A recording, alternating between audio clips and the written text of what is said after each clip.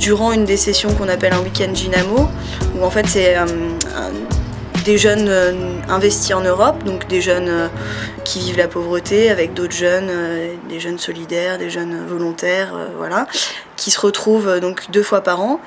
Donc durant un de ces week-ends, on s'est posé la question vraiment qu'est-ce qu'on voudrait faire ensemble pour se lier, pour avoir quelque chose qui nous permette de nous rencontrer, qui nous permette d'avancer ensemble. Et donc l'idée est venue de faire une expo photo. Pour montrer une autre image des jeunes.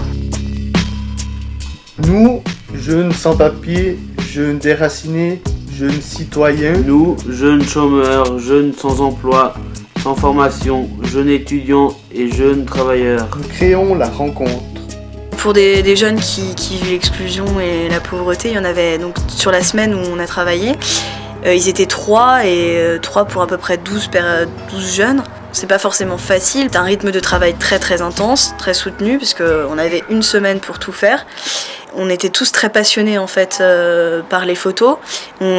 Chacun venait avec, la majeure partie des gens qui étaient là, ils venaient aussi avec leurs propres photos.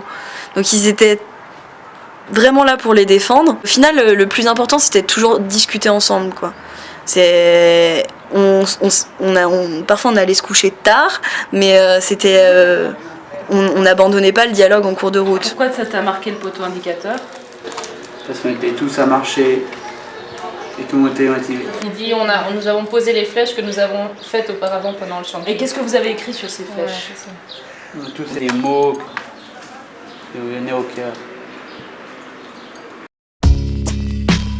Ce qui est vraiment intéressant en travaillant comme ça, effectivement, des jeunes qui vivent l'extrême pauvreté, qui n'ont pas l'habitude d'un rythme de réunion, de machin, ils y gagnent en fait au final parce qu'ils pigent les trucs plus rapidement. Et d'un autre côté aussi, en fait, c'est que des gens qui ont fait des études, qui ont un rythme super rapide, ils se retrouvent obligés à ralentir le fil de leur pensée, à penser d'une autre manière. Et à penser de manière aussi plus concrète. Auparavant, pendant le chantier. Il y a ATD qui vient s'incruster à Fribourg pour montrer cette exposition. On ne sait pas trop ce que c'est, mais c'est pas grave. Au moins, tous les gens viennent visiter et c'est populaire. Aujourd'hui, je vous posais quelques questions. Est-ce que votre regard sur la jeunesse a-t-il changé? Peut-être de voir autant de jeunes qui sont actifs et puis joyeux, eh bien ça m'a fait plaisir. Au moins les jeunes, ils arrivent à s'exprimer hors de chez soi, à l'extérieur et à vue de tout le monde.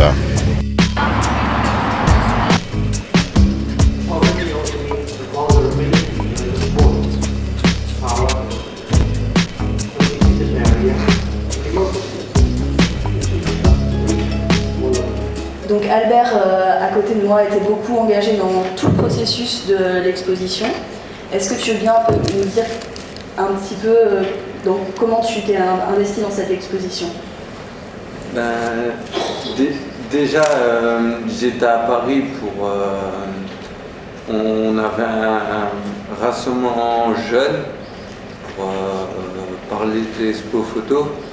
Après, je suis rentré en Alsace pour choisir les photos, en parler avec mon groupe, choisir les photos et envoyer les photos à la dynamique jeunesse. Nous ne pouvons plus accepter plus longtemps une société qui exclut et discrimine. Il faut de véritables espaces et de véritables initiatives pour que chacun puisse prouver de quoi il est capable au niveau de la formation, du travail, de la création, de la citoyenneté. L'expérience des personnes les plus défavorisées doit servir à bâtir ces espaces et ces initiatives.